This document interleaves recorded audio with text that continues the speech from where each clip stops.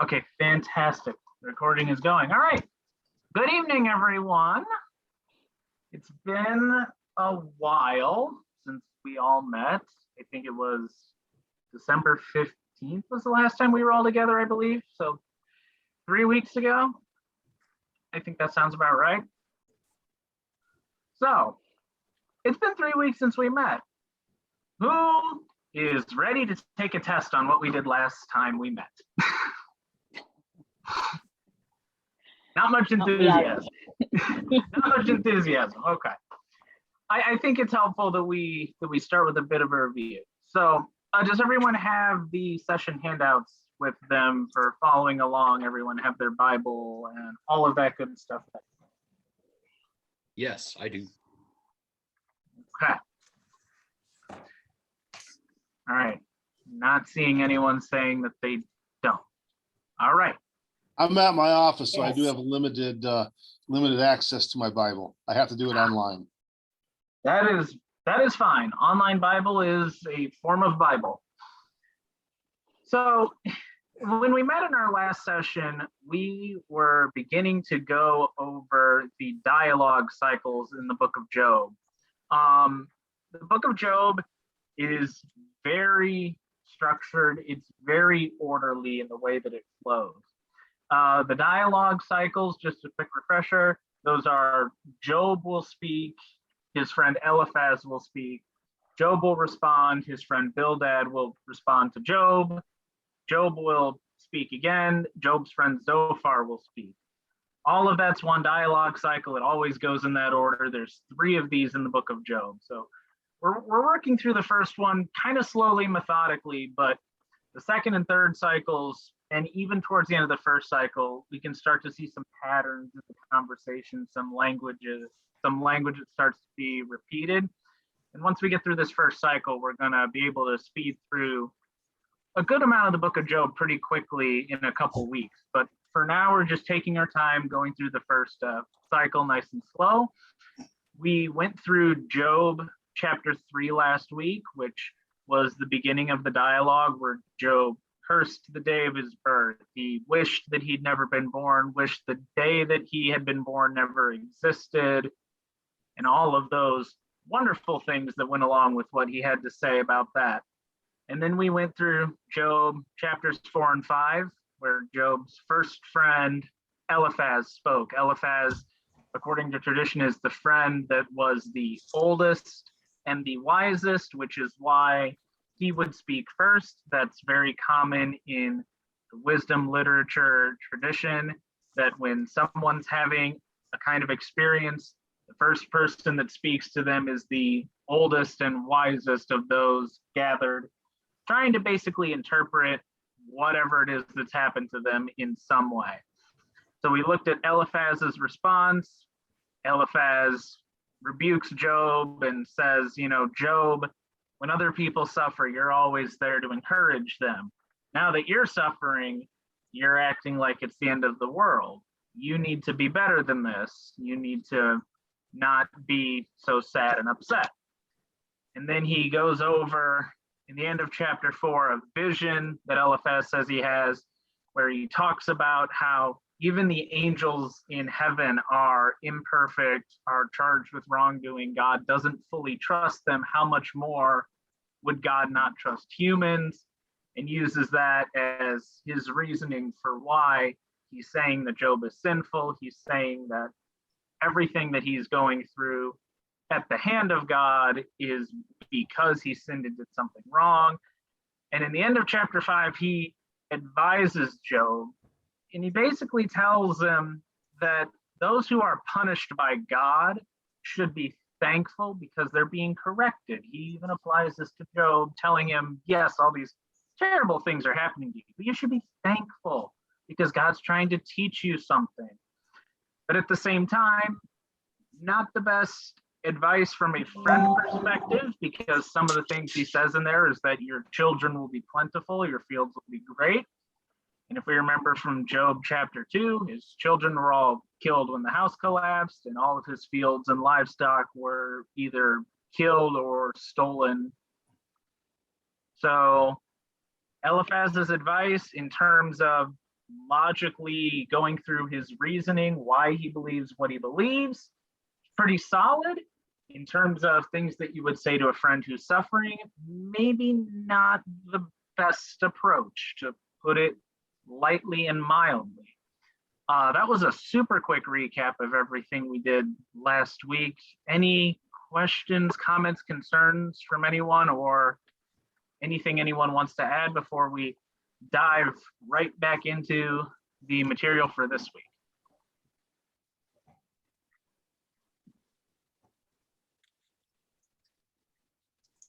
Thank you for that. It was helpful what you did.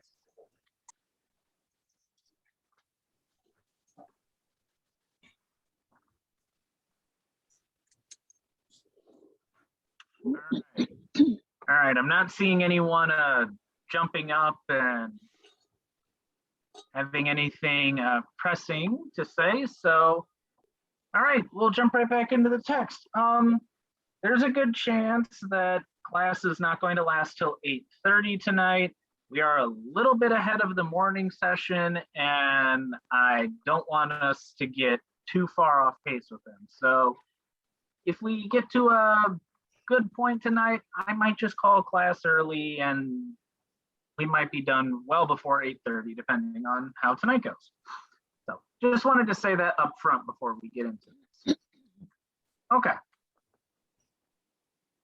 So we finished going through everything Eliphaz says in chapters 4 and 5, and we're going to get into Job's response here when we read chapter 6. Once again, I just want to get into just the way that Job is structured and how that structure plays out, because Eliphaz ends his words to Job with his advice of the reason you're suffering is you're being punished. You should be grateful you're being punished, kind of interpreting what's happening to Job, trying to tell Job, hey, you aren't understanding what's happening.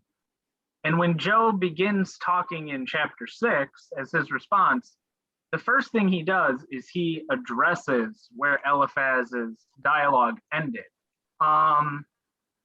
I'm going to go in reverse order on my screen this week, just to be different. So Andrew, could you read us the first 3 verses of Job chapter 6, please?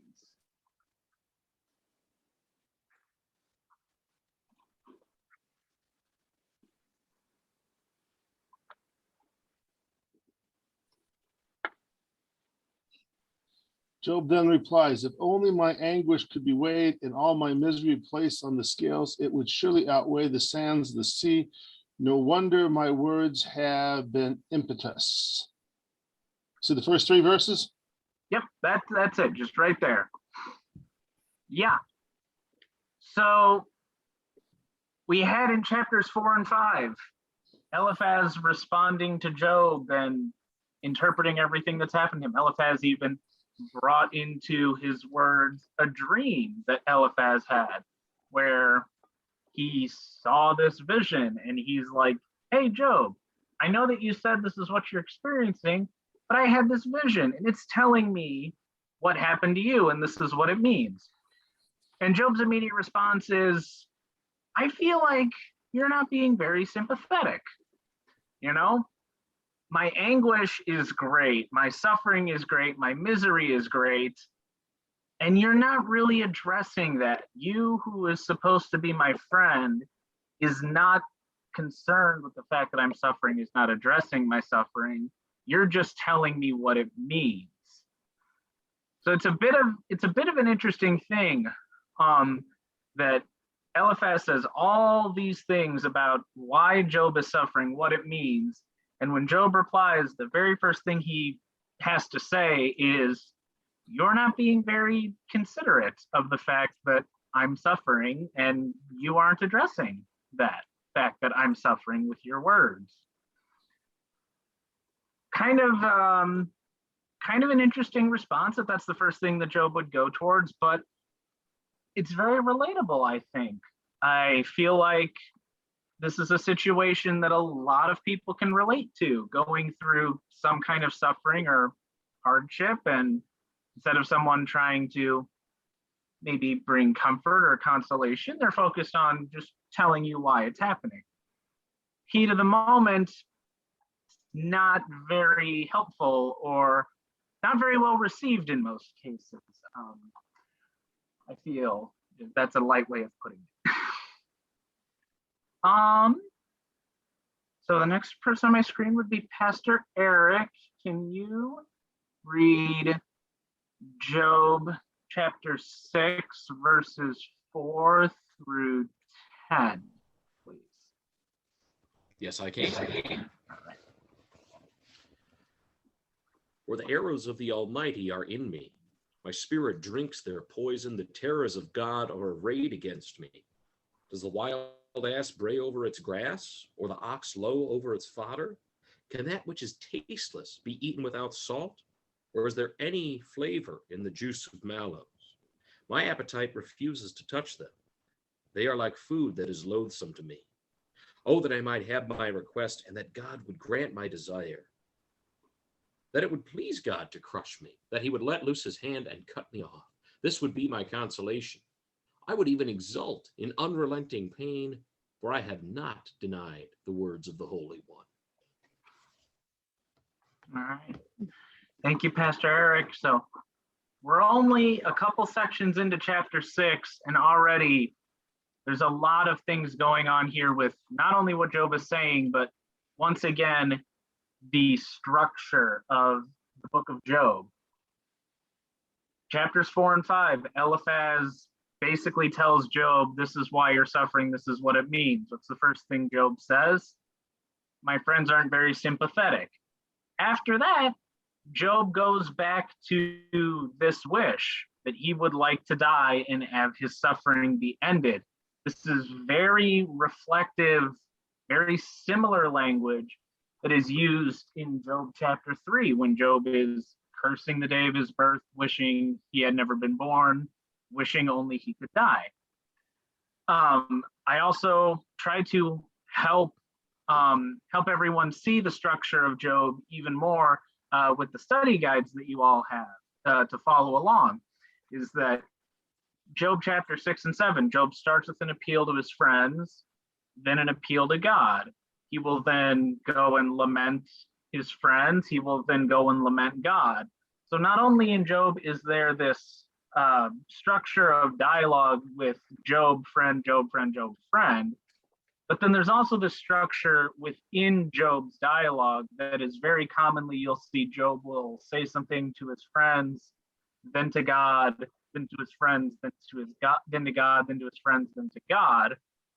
And then there's also within the text that internal structure of Job is responding to what was said by his friend previously, and also going back to what he said the last time he spoke. So there's a lot of different things happening in the book of Job with the structure of how the text is laid out. And I just kind of wanted to bring all those up as we're starting to get into this second round of dialogue within this first big cycle, to just bring that to light, to put that on the table and have it be in the front of people's minds. Now, as far as what's being said by Job, yes. I have a question on that structure. Yeah. What is your sense of the significance that Job is speaking to his friends first, speaking to God next? What do you think possibly is the significance of Job expressing that lament for having, with friends like these, and then he expresses a lament about God? Do you have a sense that there's a significance to the fact he's speaking to people first and then to God rather than the other way around? That's an excellent question. I would say that if we go back to Job chapter 3, pretty much the whole thing is Job crying out to God, like we said, wishing that he'd never been born, that day had never existed. And at this point in the conversation where all of these things have happened to Job and he's cried out to God and nothing has changed, to me, it almost kind of seems like Job is on the line of, does he even still want to bother trying to talk to God. When we get to Job's next time speaking, which is chapter 9, we get a lot more into that of Job lamenting that he wants to talk to God, but he doesn't feel like he can and that there's any point to it. So I think that there's something there in the sense that Job would rather maybe prefer to address his friends first because A, he probably feels more like he can address them rather than talking directly to God. And B, at this point in the narrative, it's very possible that Job is debating whether or not he's done with God entirely. And this is something that I wanted to bring up, especially in verse 10. When I read verse 10, and again, this is not me saying this is how everyone should read verse 10. If you can agree or disagree with me, feel free. When I read verse 10, Job is saying that if he dies, he would have the consolation that he had not denied God in his pain. To me, that almost reads like Job basically saying, I want to die now, to die joyful in the fact that I didn't deny God, because if I continue to suffer in this way and death does not come soon, I don't know how much more of this suffering I can take without turning against God, without denying God. I don't know how much longer I can hold out God, take this suffering away. That's just how I read that verse. And that kind of goes along with the way that I answered Pastor Eric's question. But yeah, I want to know what other people are thinking about verse 10, about this section that we just read as a whole, about the structure of Job in its entirety. What are some people's thoughts?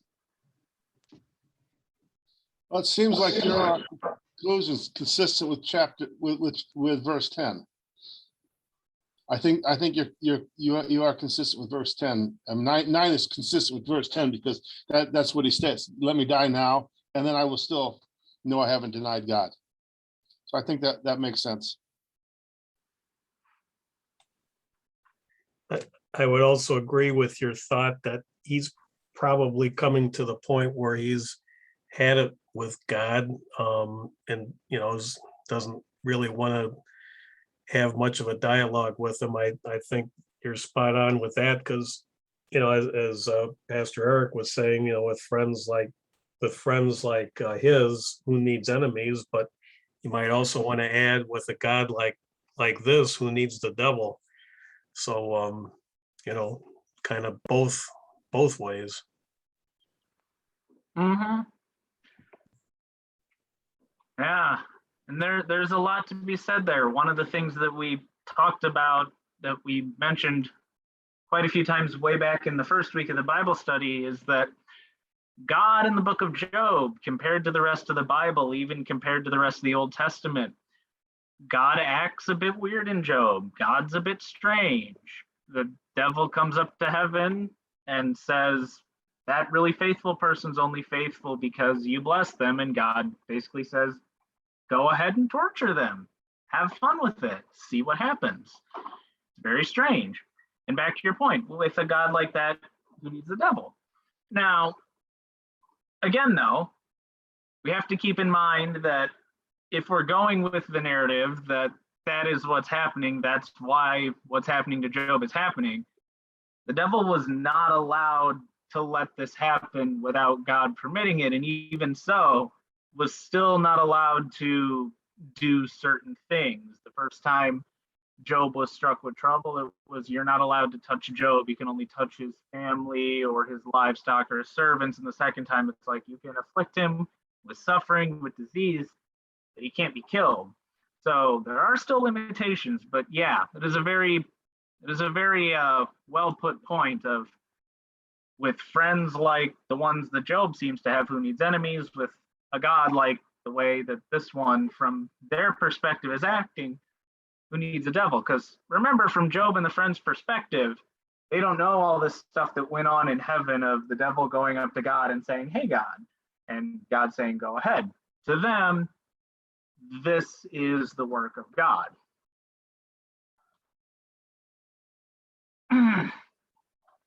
Now, I do want to say also, the comment of with friends like these who need enemies.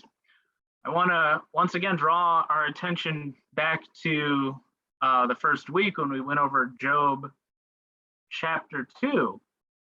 When Job's friends first arrive, what do? They see him suffering, they see him sick, they see him covered in ashes, they see his sorrow, and they just sit down next to him and sit with him in silence for 7 days. That seems like something really good friends would do, just sitting there with you, being present as you're suffering and joining you in that pit. And then all of a sudden, now that the friends are talking, they don't seem like the best friends anymore. So the very interesting shift of once the friends start talking, they don't seem like they're the best friends anymore. But when they Well, is first that arrive, the case? they're great. Is that the case, or is it just that they do not have enough information and they are jumping to conclusions? Because they're saying, well, we want to figure out why we've now sat with you in the ashes for 7 days and cried with you and drank beer and cried in the beer with you. But now we want to know what the problem is so this doesn't happen again. So this is our analysis. And of course, your analysis is wrong, but their intentions may not be totally evil. Mm-hmm.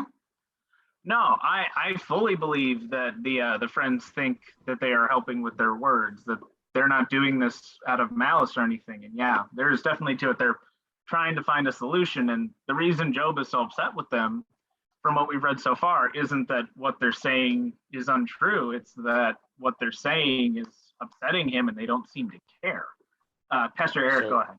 So in your pastoral care class and in clinical pastoral education, where you go and you are a hospital chaplain for a while, what's the advice they give on trying to jump in and fix problems?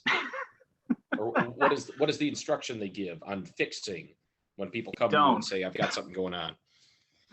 Yeah. So I think Andrew hit on something that kind of clicked with me, that often with a clergy person, at least, and I think often with our friends, we're not looking for people to jump in and fix. We just want to be heard. And I think Andrew hit on something, that these guys did that for a while, and at a certain point, whatever changed, and they said, well, now we're going to start fixing. So I guess for me, one of the takeaways is, here's a very detailed account of, maybe when we are trying to listen to one another, we don't want to jump to fixing right away. And it's hard to do. It's a learned skill to not jump to fixing, at least for me. No, amen to that, definitely. And I just wanted to bring up one last thing that Andrew said, something along the lines of these friends are trying to fix this problem, come up with solutions. They don't know the full story. When we get to chapter 8, we are going to come back to that, and we're going to come back to that hard, because when we start getting into Job's second friend, Bildad, and his dialogue in chapter 8, with what Bildad is suggesting the problem is, and from what we know about Job, there is a sharp disconnect between those two. And we are going to be able to dig right into that. So I want to point that one out to keep that one fresh for everyone for just a little bit. And we'll circle back to that when we get to chapter 8. Anyone else have any, excuse me, my throat is very dry tonight for some reason. Anyone else have any final thoughts or questions before we roll right along into the next section of our reading?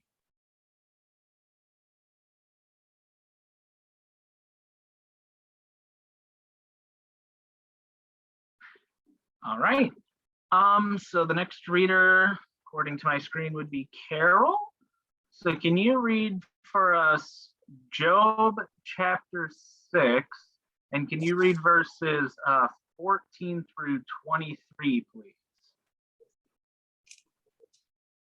Those who withhold kindness from a friend forsake the fear of the Almighty. My companions are treacherous like a torrent bed, like freshlets that pass away. that run dark with ice, turbid with melting snow. In time of heat, they disappear. When it is hot, they vanish from their place. The caravans turn aside from their course. They go up into the waste and perish. The caravans of Tema look, the travelers of Sheba hope. They are disappointed because they were confident they were there and are now confounded. Such you have now become to me. You see my calamity and are afraid. Have I said, make me a gift? Or from your wealth, offer a bribe for me? Or save me from the opponent's hand? Or ransom me from the hand of the oppressors? All right. Thank you so much, Carol. Once again, that structure of Job, that very repetitive structure of Job. The first thing Job said to his friends in the beginning of chapter 6 was, you guys aren't being sympathetic. You're not understanding my words. I feel like you're not listening to me. And then when he comes back to talking to his friends here in the middle of chapter 6, he picks up right where he left off and he goes even deeper into it. When you withhold kindness from a friend, you forsake the fear of the Lord. You guys are unreliable. You're as useful and dependable as a stream in the desert. I mean, that's pretty heavy stuff. And then by the end, Job is talking, what have I done to be deserved to be treated like this? Have I ever taken advantage of you? Have I ever overstepped? Have I ever treated you wrongly? And yet here you guys are treating me like this. Guys, what the heck?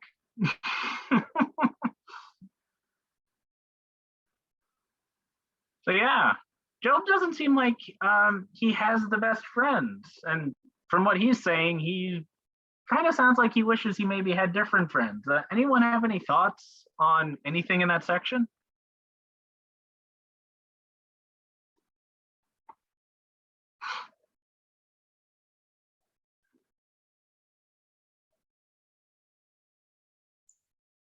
I think his friends might be afraid that God's wrath might turn to them if they were to say, yes, I can see your point, Job. I feel bad for you. Ooh, interesting, yeah. Yeah, do you have anything else on that? I want to hear if you have anything else, because that is a very interesting thought. Well, I'm feeding off your comments about God kind of acting a little different here than we would ordinarily expect him to. So, and I think probably his friends would think the same thing. What's going on? God usually isn't like this. Mm-hmm. So I don't want to get too involved here. Let me try to keep it neutral. Yeah, no, I could definitely see that. And again, this is another moment of there's multiple things going on in Job from a narrative and from a story perspective. From the perspective of the characters in the story, God is blameless. God has done nothing wrong. Job's suffering because he did something wrong. And if we maybe say that Job hasn't done something wrong that could be turned on us, we don't want that. But then at the same time, that's held up in tension with the fact that this is meant to be wisdom literature. The person who wrote this text wrote it as wisdom literature. And in wisdom literature, remember, a character, in this case Job, has an experience, and it is the duty of the friends, who are the wise people in this story, to interpret that experience and teach Job something about God. And in the wisdom tradition, the idea that God is perfect is very much one of, if not the main teaching in every aspect. So again, we've got these multiple different ideas, multiple different reasons for why people are saying the things that they're saying, and they're all being held in tension with one another in this story. It is very heavily structured in this manner where everything either expands off of a previous statement or builds to the next one for 20 some straight chapters. Is a lot going on here, and I'm just going to say it now. Every question that I asked the first couple of weeks, every question I'm going to ask for pretty much the rest of the Bible study, none of these questions have yes or no answers. None of these questions really have right and wrong answers, because I personally don't really think Job is a text that's meant to be read and say, this is exactly right or this is exactly wrong, because a lot of the book of Job kind of deals with these matters of faith that are commonly seen as a gray area, if you will. Job spends the entire book saying that he is righteous before God, he's done nothing wrong, but he will at multiple times get to the point where he's saying things that for many of us might sound like it's overstepping, wishing that days didn't exist, wishing God had never let him be born. Is that truly faithful? It's kind of a gray area in a lot of places. So a lot of the book of Job is in these areas that can be uncomfortable. So yeah, there's a lot of questions here, a lot of thoughts here, and aren't really any yes or no, right or wrong answers. So yeah, this is why we're here. This is why we're going through this so slowly, because there's a lot of ideas, there's a lot to unpack, and any perspective that anyone has is valid, and all thoughts are welcome. But yeah, I just wanted to say that that's a great one. That's a very interesting thought, that maybe the friends are more concerned about protecting themselves from this wrath that Job is facing than helping him get out of it. Very possible. But then again, what's wrong with learning from what other people's mistakes might be? Now, that's Yeah. not to say that Job made a mistake, but that's one of the first things they teach you when you're a little kid is learn from other people's mistakes. And that's probably a wisdom that has been around before written word. Yeah. Yeah, yeah.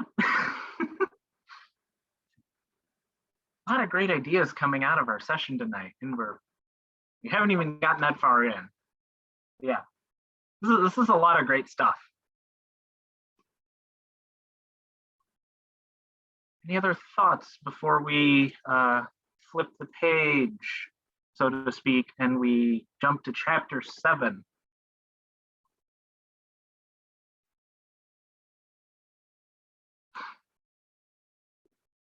All right.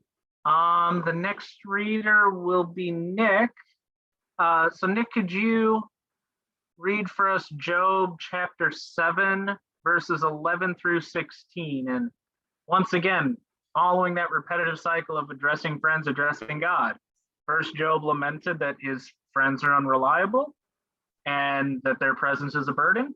Now he's going to talk about how God's presence is a burden. So could you read those verses for us, please? Yeah. Therefore, I will not restrain my mouth. I will speak in the anguish of my spirit. I will complain in the bitterness of my soul. Am I the sea or the dragon that you set a guard over me? When I say my bed will comfort me, my couch will ease my complaint. When you scare me with the dreams and terrify me with visions, so that I would choose strangling and death rather than this body. I loathe my life. I would not live forever. Let me alone, for my days are a breath. Yeah, thank you. So yeah, Job is saying that, not only am I in anguish when I'm lying here awake, sick, and grieving the death of my children and the loss of my land and possessions, but I'm also suffering when I go and think lying in the bed will comfort me. I suffer. When I sleep, I cannot find rest or peace in my sleep because I am still tormented with terrible visions.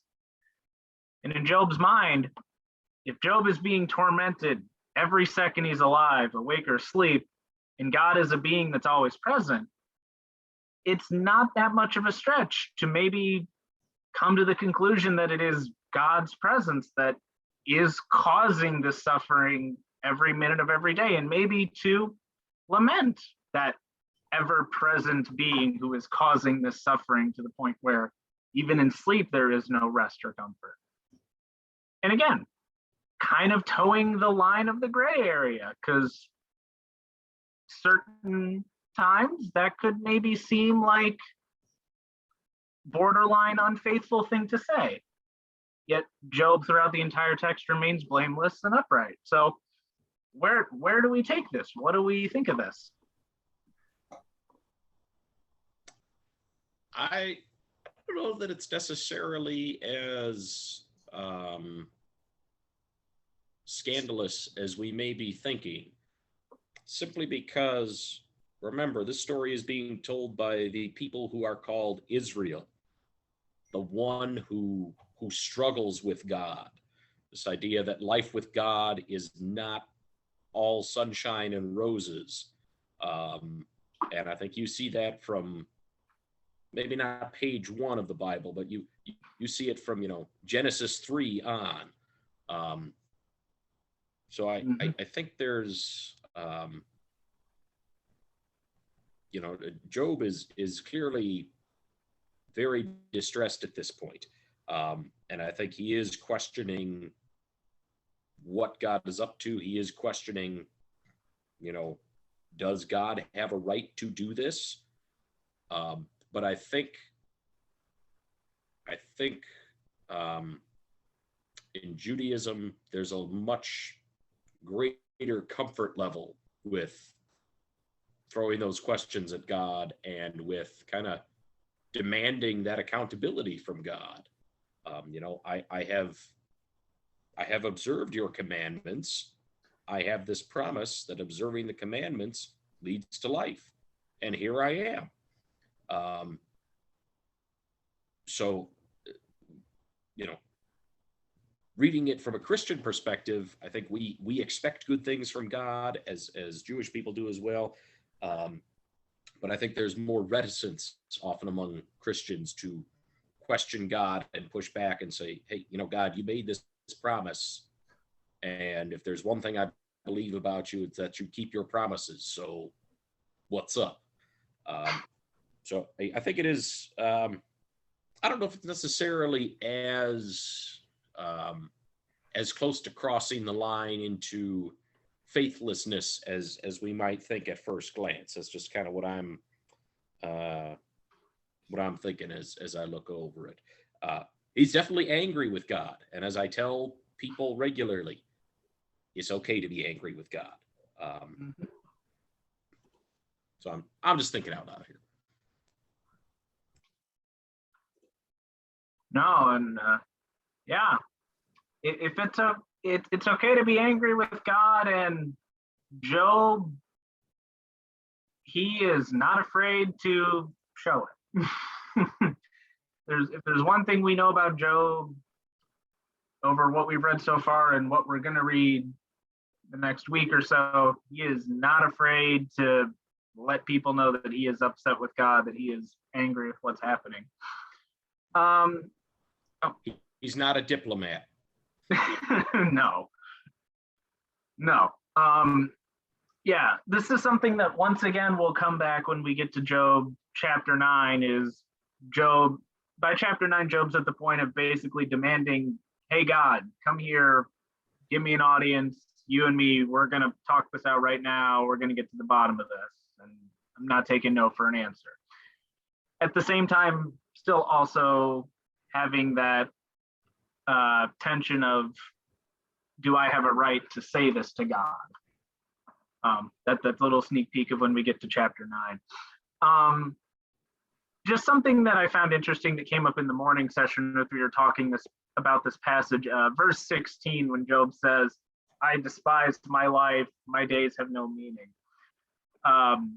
Theology and philosophy are pretty similar. in some respects. And, you know, this is kind of Job being a bit nihilistic, the idea that he despises life, his days have no meaning, there's no point in going on. So I just wanted to point that out because that came up this morning. I thought that was interesting. It also comes around too with Job's friends, with what he said previously, that you guys don't seem to support me because it's not convenient for you. Kind of mirrors some of the ideas of Aristotle when he talked about friends being only there for utility, where as long as they get something out of it, they're your friend. But as soon as you need them and they don't benefit from it, they're out.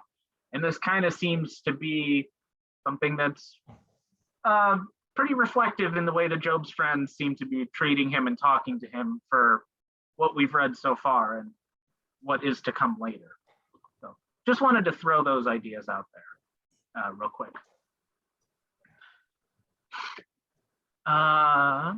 If there are no other things that anyone would like to say, we will move on to our next section. Okay, Tom, could you look up for me? Could you be ready for me on Job chapter 7? And then Jennifer, could you look up for us Psalm chapter 8?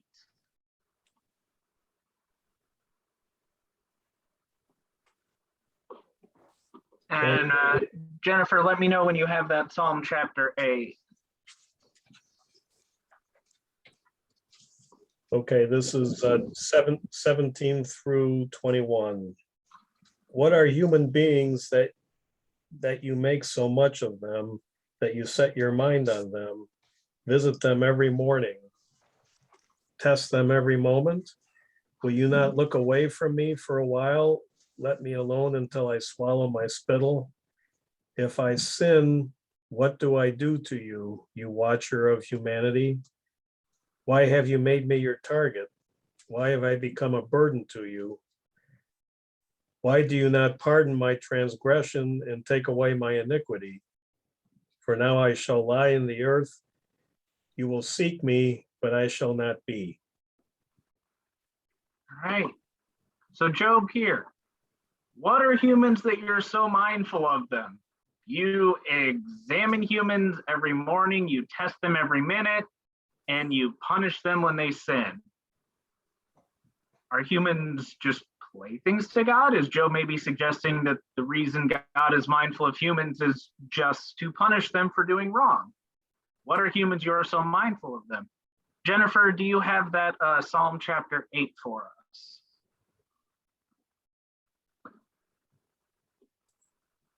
Is it Psalm 8? Yes, chapter 8, and can you read for us verses 4 through 8? And I want people to listen and tell me if, when we're done, anyone hears any words in this that sound similar to what Tom just read in Job chapter 7. What are human beings that you are mindful of them, mortals that you care for them? Yet you have made them a little lower than God and crowned them with glory and honor. You have given them dominion over the works of your hands. You have put all things under their feet, all sheep and oxen, and also the beasts of the field, the birds of the air and the fish of the sea, whatever passes along the paths of the seas. Thank you. So Job chapter 7, what are humans that you're mindful of them? Do you only pay attention to us to punish us, to keep track of our wrongdoing and to dole out justice and make us suffer? Psalm chapter 8. What are humans that you're mindful of them? We are a little lower than angels. You have put us above all creation. Thank you for making us so wonderful. Very similar starting points, vastly different understandings and perspectives of why humans are in the state that they are. What do we think about those two thoughts? Didn't one of the early Apollo astronauts quote that when he looked at Earth through his spacecraft? And at that point in time, it seemed like it was not so much how great God has been to us, but how marvelous God has been in the creation. I believe so. I'm not 100% sure on that one, but I think I've heard that before. That, yeah, one of the astronauts said that. But I'm not 100% sure. Yeah. Yeah, so that is definitely more in line with the Psalm version of what are humans, are you mindful of them, rather than Job's version. Any other thoughts on just the stark contrast between these two passages?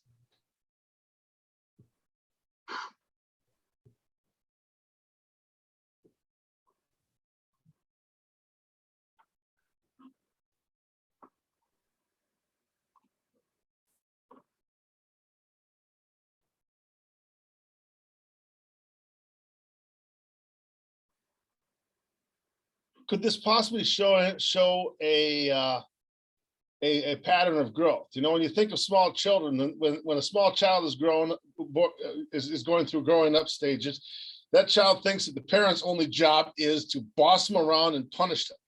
When they get to be older, they think, my goodness, wasn't it great that my parents provided all of these opportunities and taught us to fish and to support ourselves? That could almost show that kind of development there on the focus. Yeah, I could definitely see that being a potential reason for why these two passages are written the way they are when you look at them historically throughout the development of Israel. Job potentially being this story from even before the time of Abraham of why are humans here just to suffer? And then by the time we get to that psalm, Israel's a prosperous kingdom. You are so mindful of us humans. I could definitely see that as a developing perspective. What I find curious is the question of, you know, if Job was written first, did maybe the author of Psalm take this passage from Job, this idea of what are humans, you're so mindful of them, and put a different twist on it? Or is it maybe that Job is not as ancient as the text as we think, that it may have been written in the 600s instead of 2000 BC, and maybe the psalm came first and the writer of Job took that psalm and put their own twist on it? I don't know, just a thought. But that's another one of those things that makes Job really hard to date, because those two texts clearly work off of each other, and there's not really a way of knowing which one really came first or which one influenced the other. The commentary in my Bible seems to think that the psalm came first because it states verse 17 and 18 as a parody of Psalm 8. So you can't have a parody of something unless that something exists first. Yeah. So it's just an interesting question, because I don't remember if we talked about this week one, but I'll just say it again briefly. It's commonly accepted that Job was written down in the 600s, but in terms of how old the oral tradition of the story is, that could be as much as 1,000+ years earlier. So yeah, who really knows?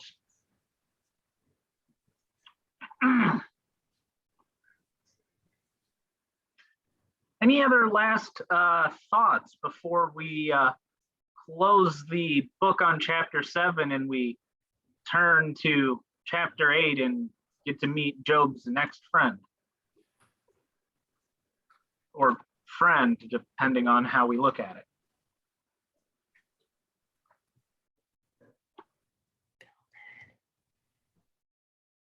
All right. So Job chapter 8 begins the dialogue of Job's friend Bildad. So traditionally it's understood that Eliphaz is the oldest and the wisest of the three friends. That's the reason why he was the first one to speak to Job, because in wisdom literature, you have a person with experience, you have someone who's wise, try to teach them what it means.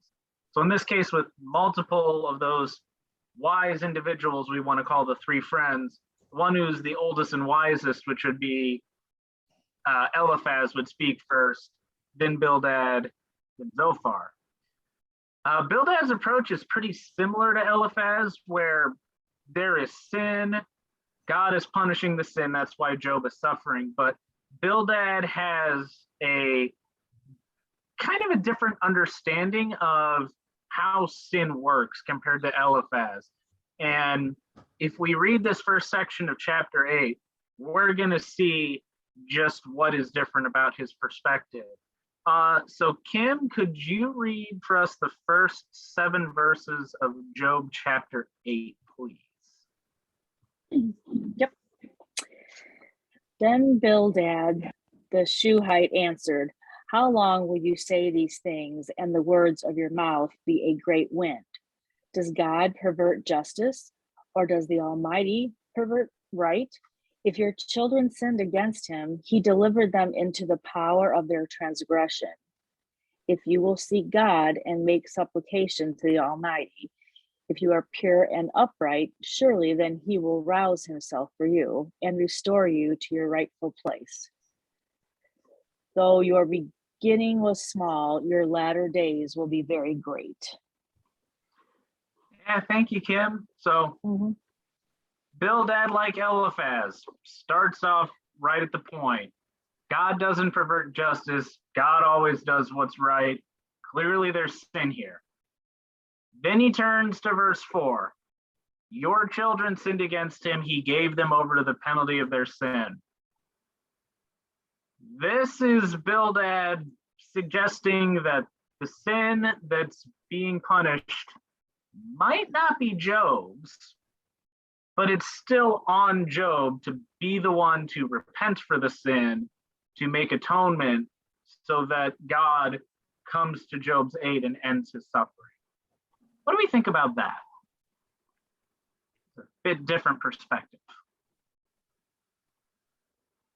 I think Bildad missed the part at the beginning of the book where Job would go and offer sacrifices on his children's behalf.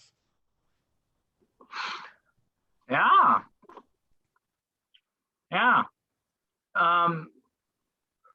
I want to go back to what Andrew said about 15 or so minutes ago, the idea that maybe the friend's advice isn't the best because they don't know the whole story. Here's Bildad looking at Job and going, hey, the sin that caused this might be your children. They're the ones that were punished. You're also being punished, but you got to repent and fix it.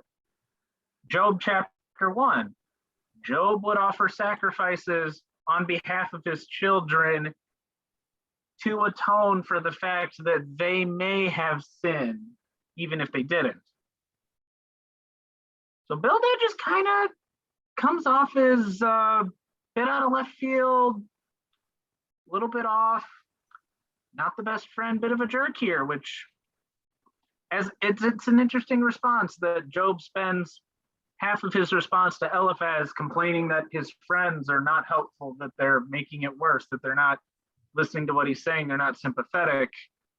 And then Bildad comes right back with, well, it might not have been you that sinned, it might have been your children. Just disregards everything that Job just said and says something that Job knows is completely false and we know is completely out there. So once again, showing that Job's, in terms of friends offering advice, they're not the best. And any hope that we maybe had that Bildad was maybe better than Eliphaz, it's kind of not going to be the case. But I'm interested, is anyone else, does anyone have anything else on this? Kind of like just my thought that it teaches us a lesson that we have to realize that there is a big picture. And a lot of what Bildad said is correct. God is just, God is all these good things. But Bildad now comes to a conclusion that because bad things are happening to you, it's a just thing without looking at all the variables in the big picture. There's an awful lot more that will happen in this life, and a lot of things that may happen in a lifetime that happens after Job that might come in the picture to show the true nature of what God has done. You know, I mean, they're looking at it as if at a one-dimensional situation. You come into a parking lot with bald tires on your car, and I see that you've been burning rubber. I can say, well, you know what? If you didn't accelerate so hard, you get more life out of your tires. Pretty simple thing. It's cause and effect. But this is something where there's so many other variables you just cannot measure or take control of. And that's perhaps a lesson for all of us, that we really have to be aware that we do not know all the variables. Mhm. Yeah, thank you for that. Yeah.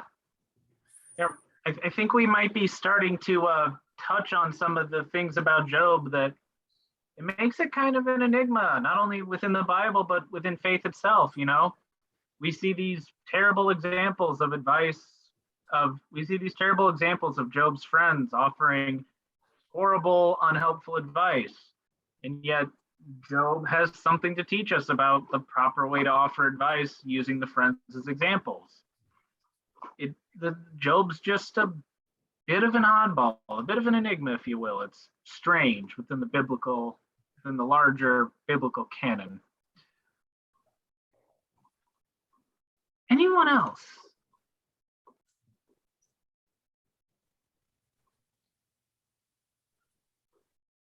Okay.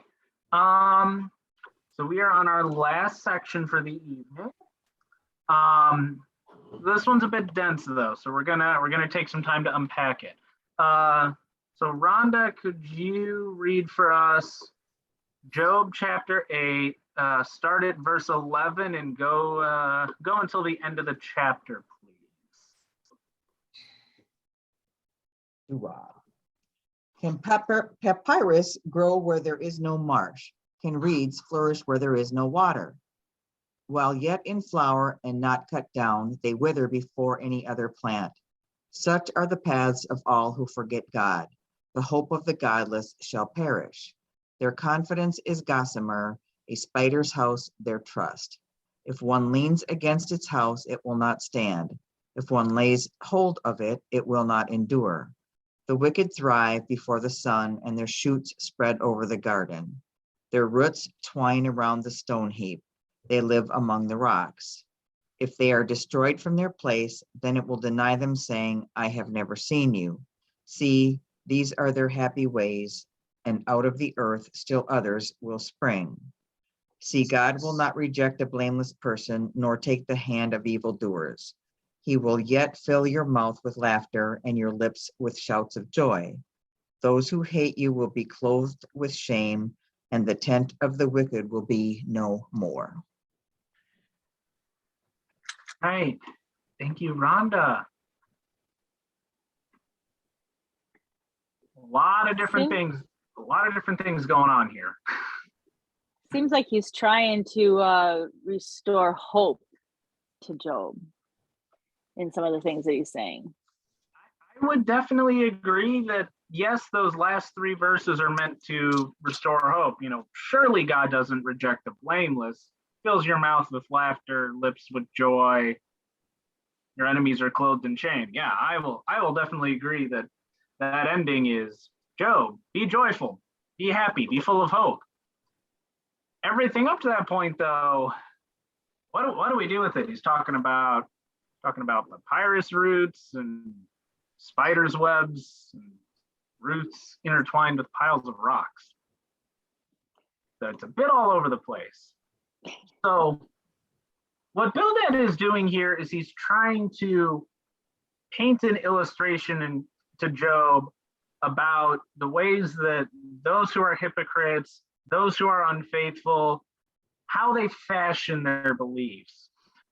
So an example of this is like, you know, if there are people who they believe that they are righteous before God because they are prosperous, or there's people who will go, well, surely I have a good profession, I have a good job, I have a good career, I must be righteous before God because this is happening to me. There's a good opinion about me, people think well of me, people look up to me, therefore I must be righteous before God.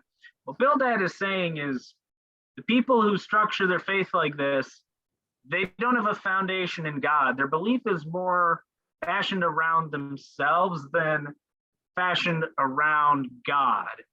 to the point that these people, they take delight in themselves and their belief of themselves. But then at the end of this, Bildad is saying, you know, even the people who do this and flourish, even those who have great prosperity, have great wealth, great fame, what have you, they can be cut off, they can be cut down at any moment to the point where it's like they were never there in the first place. They can be torn from their spot, and the place where they were will come alive and say, I never saw you. And yes, Bildad is kind of looking at Job as he's saying all this. He's kind of going, hey, Job, you were prosperous, you were wealthy. Chapter 1 tells us Job was the greatest man in all of the East. Bildad's kind of looking at Job here and going, hey, Job, you were prosperous and all these great things, and you thought yourself as faithful. Just wanted to let you know that what if you thought yourself faithful because you were so prosperous? Now look where it's landed you. Your children are gone, your flocks and livestock are gone, your servants are gone, you have nothing left. It's like you never existed in the first place. Your faith was centered around yourself rather than being centered around God. Bit harsh, super not helpful to a friend who's in the midst of grieving and having all these heavy sufferings weighing on his heart. But what do we think of this idea? Is there any truth to this? Maybe not necessarily in this context, but maybe in general? Is there anything in this idea, this illustration, that has any value or any merit? I think it kind of flips the big Job question is, why do bad things happen to good people? I think this section kind of flips the question that, I would assume has occurred to all of us at some point. Why do good things happen to bad people? So, and I totally agree with your description of the situation, because as I was reading, or as I was listening to Rhonda read it, I thought about that. People who have everything going for them, guess what? Maybe they're actually bad people. And who is Job? He has everything going for him, and now it's all gone. And his friend said, you know what? They have everything going for them. And then suddenly it goes away. You know why? Because they were like reeds that were planted far from the water. So yeah, I think it's an inflection point, to use a buzzword. Mm-hmm.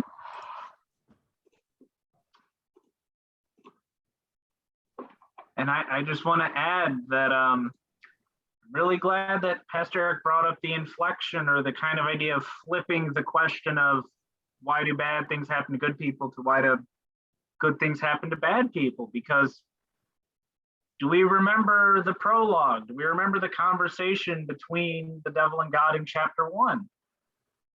Chapter 1, the devil goes to God. God's like, hey, Job is super righteous. He would never say anything bad against me. What does the devil say? He is righteous because you have built this hedge around him. You have blessed him and made him prosperous. The devil goes, Job is righteous because you made him prosperous. Here we have Bildad saying, Job, you built this hedge around yourself. You think you are righteous because you are prosperous. So that kind of gives even more weight to the idea that maybe he's flipping the question, or maybe he's just completely got the whole situation backwards. It's just another thing to also highlight the fact that throughout the entire book, there is this tension, this conflict between the divine perspective, the human perspective. Job and all of his friends are sitting here talking. God is making this happen. God is punishing you. God is doing this. First 2 chapters, the dialogue between God and Satan makes it very clear. It is the devil doing this. God is only allowing it. Now we have this once again. The friend's perspective, Job considered himself faithful because he was prosperous. The divine perspective, Job was prosperous because he was first faithful.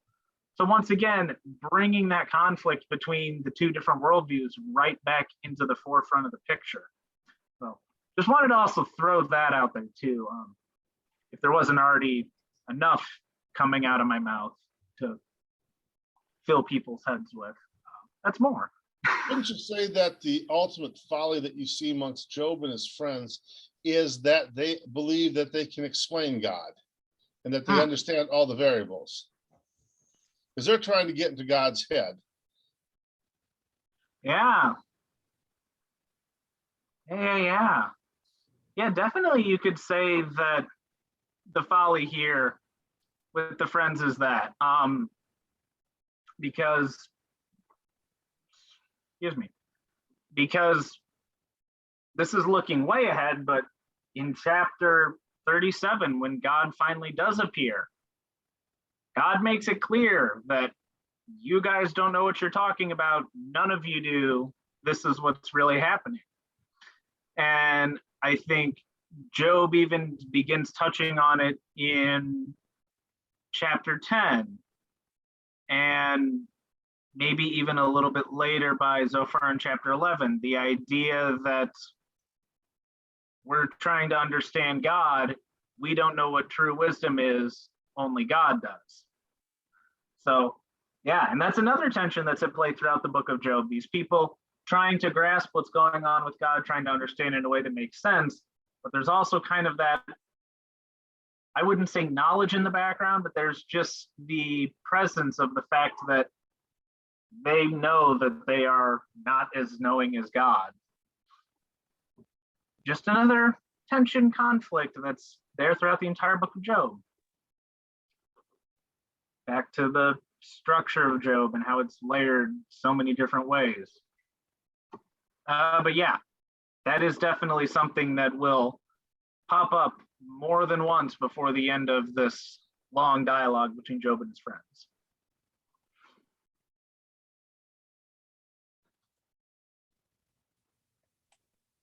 Any other, oh, go ahead. I saw someone unmuted. It seems like verse 21 and 22 are just kind of like empty words, really, because everything else leading up to that, he's kind of excoriating them. And then all of a sudden he just says, and he will fill your mouth with laughter and, you know, good things, but there is really no basis for those two verses in my mind. Or am I missing something? It seemed like they just came out of nowhere for no good reason other than he wanted to say something not mean. Wanted to maybe offer some comfort, and yeah.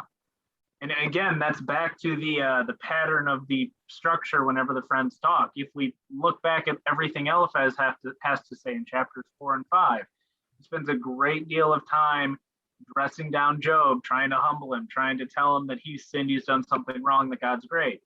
And then at the end of what Eliphaz has to say, he's like, once you're done with this, it'll be fine. You'll laugh at destruction. You won't have to fear evil. You won't have to fear danger or destruction. Your children will be many, despite the fact that Job had 10 children before, and clearly after everything he's been through has reason to fear death and destruction. Don't worry about those things. And now here at the end of what Bildad has to say, we again have that same pattern, dressing down Job, giving him a piece of his mind. Then at the very end, God will fill your mouth with laughter and joy, and your enemies will be shamed. I guess they're trying to end their words to Job with a bit of comfort to maybe make him feel better about the things they said before. I don't know. But that's something that we'll commonly see with the friends, is right at the very end, a bit of advice, if we want to call it, or encouragement that kind of just out of nowhere and not really related to the rest of what they have to say. I saw someone unmuted while I was talking. I didn't see who that was. Or maybe I'm just going crazy.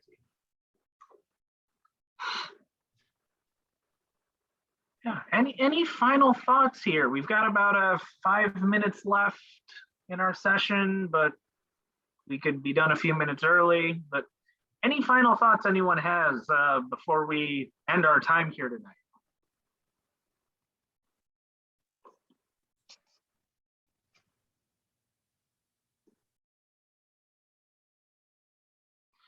All right. Well then, it was great to gather all together. It was nice to pick up where we left off 3 weeks ago and kind of be able to hit the ground running. You know, did a little review at the beginning, but we pretty much picked up right where we left off. Some great conversation. I think we're going to finish this first dialogue cycle, go through chapters 9, 10, and 11 next week. And then after that, once we're done with the first dialogue cycle, a lot of the stuff that Job and his friends say after that starts getting pretty repetitive. I think we can even see a little bit today. The second time Job talked, a lot of his ideas was just restating or expounding on ideas that he had in chapter 3 when he was talking in chapter 6 and 7. So, yeah. So just one more week of going through the text at this pace pretty slowly, and then we're gonna blow through a lot of text pretty quickly after that because we got the main ideas out.